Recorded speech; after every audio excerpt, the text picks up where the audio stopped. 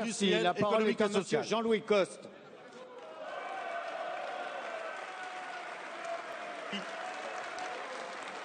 Merci beaucoup.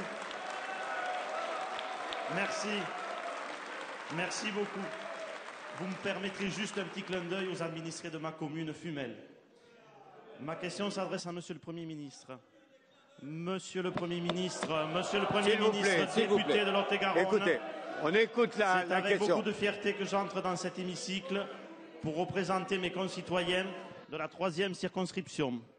Issu d'un des territoires les plus agricoles de France, je souhaite attirer votre attention sur la situation difficile, voire dramatique, des retraités agricoles dans notre département. Ils sont 1,5 million et attendent autre chose que des discours. Ils méritent une action déterminée des pouvoirs publics. En effet, alors que le seuil de pauvreté en France est de 964 €, un agriculteur partant à la retraite, après avoir travaillé dur et cotisé durant toute sa vie, touchera en moyenne une pension de 680 € seulement. Alors que la retraite des salariés du privé est calculée sur les 25 dernières années et celle des fonctionnaires sur les 6 derniers mois, celle des agriculteurs prend en compte l'intégralité de leur activité, pourtant soumise à de nombreux aléas comme chacun sait.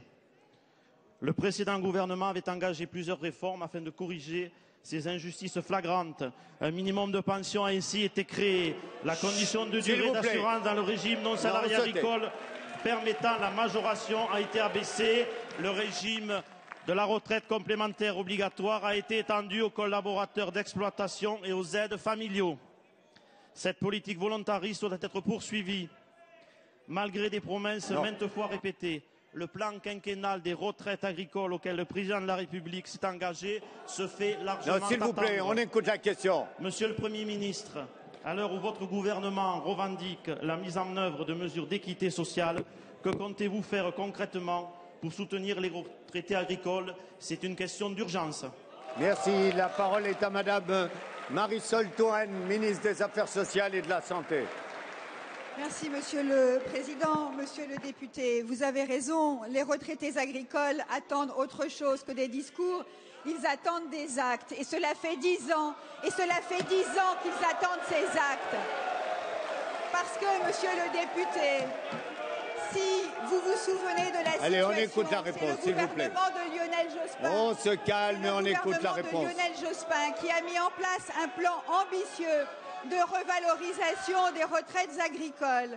Et à partir de 2002, il n'y a rien eu. Et les retraités agricoles auraient voulu que les engagements qui avaient été pris par le gouvernement précédent, qui avaient pour objectif de porter la retraite agricole à 75% du SMIC, les retraités agricoles auraient aimé que ces engagements soient tenus. Or, au cours des 10 dernières années, rien n'a été fait en leur direction. Et vous me dites, monsieur le député, que vous n'étiez pas là, mais c'est votre majorité qui était aux responsabilités et c'est votre majorité qui doit rendre des comptes vous n'êtes pas d'accord. Écoutez la réponse. Pour notre part, avec Stéphane Le Foll, nous avons fait en sorte que des mesures annoncées par le président de la République commencent d'être mises en place. C'est ainsi que depuis le 1er janvier dernier, dans le cadre de la loi de financement de la sécurité sociale pour 2013, les exploitants agricoles qui ont dû cesser leur activité en raison d'une maladie ou d'une infirmité grave bénéficient d'une validation au titre de la retraite proportionnelle des agriculteurs et de l'attribution d'un nombre minimal de points gratuits. Ça, monsieur le député, ce ne sont pas des discours, ce sont des actes concrets dont les agriculteurs peuvent bénéficier. Et c'est dans le même esprit de justice que nous allons aborder la question des retraites agricoles dans le cadre de la réforme des retraites.